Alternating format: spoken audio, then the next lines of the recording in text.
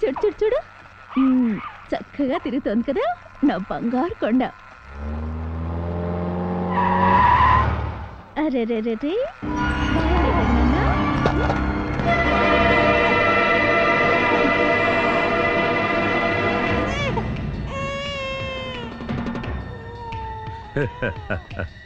మళ్ళీ నీ కూతురు ఎందుకు వచ్చింది?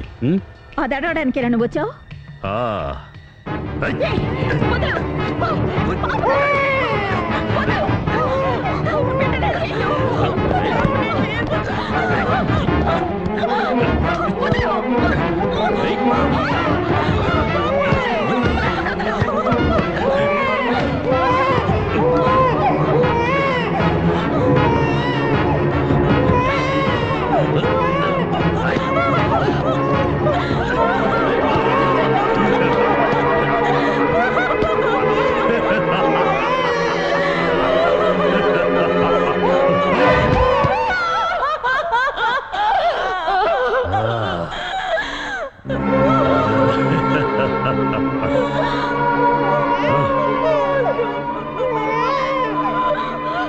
చూసావుగా, ఇక వార్నింగులుండవు. నీ మనవరాలు ప్రాణాలతో ఉండాలంటే అది ఇక్కడికి రాకూడదు, నువ్వు అక్కడికి వెళ్ళకూడదు.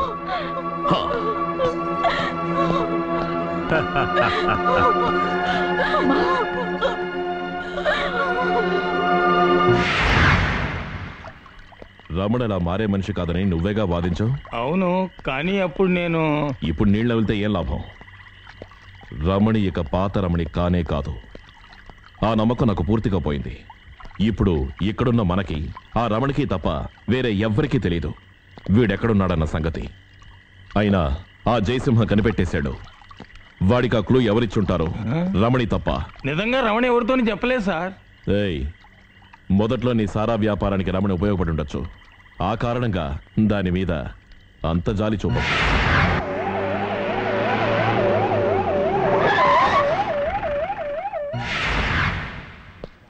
ఏంటి ఇక్కడ ఇంతమంది ఉన్నారు? చెడు వాసన వస్తుంది. ఆ కాలంలో ఏదో శవం ఉంది సార్. కాలంలోనా? ఎవరి శవం? ఖాళీ కాలం శవం.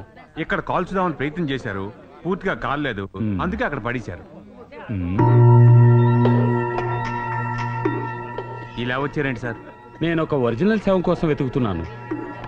ఇదిగో ఈవిడిది. ఈవిడ రమణిక సార్? అవును, 2-3 రోజుల నుంచి కనిపిస్తాం లేదు. హెడ్ క్వార్టర్స్ నుంచి ఆర్డర్, ఈవిడ ఎక్కడున్నా వెతికి పట్టుకోమని. ఈ ఏరియాలో ఏదో గుళ్ళో పూజలు జరుగుతున్నాయని తెలిసింది, అందుకే వచ్చాను. తను చేసిన పాపాలుగా పరిహారం చేసుకోవాలని గుడికొచ్చుండొచ్చుగా? కరెక్టే సార్. శవాన్ని అలాగే బయటికి తీసుకురావడానికి వీలవుతుందా? ముత్తు కోసం వెళ్ళారు, వాడొస్తే ఎలాంటి ప్రాబ్లం ఉండదు. ఓ, వాడి ఇందులో ఎక్స్పర్ట్ కదూ.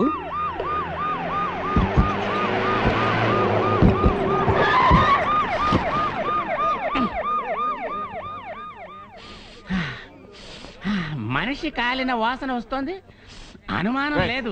తోయకండి సార్, ఫుల్గా సారా కొట్టకపోతే లాభం లేదు.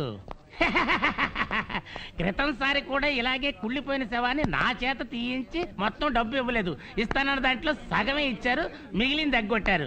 ఈసారి మాత్రం 1000 రూపాయలు తక్కువైతే నేను ఒప్పుకోను. ఏం చేస్తావు? ఆ శవాన్ని తీసుకెళ్ళి ఇంట్లో పడేస్తా.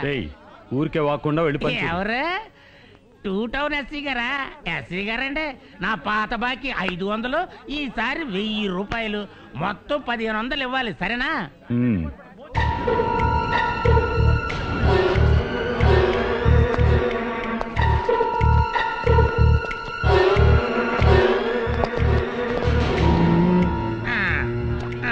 సారా, నా సంగతి తెలుసుగా, ఈ ముత్తు చెప్పిన పని కరెక్ట్ గా చేస్తాడు. పడుకోదా?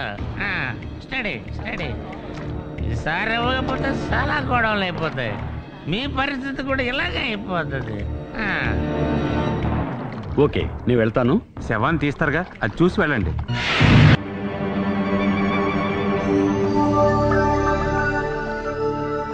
ఇలాంటి తాయెత్తు అమ్మ మెళ్ళో ఉండేదా? ఉండేది. నేను మా అమ్మ దగ్గర ఉన్నప్పుడు ఎవరో జోస్యుడు చెప్పాడని దీన్ని వేసుకుంది. ఇది ఆత్మహత్య మాత్రం కాదు.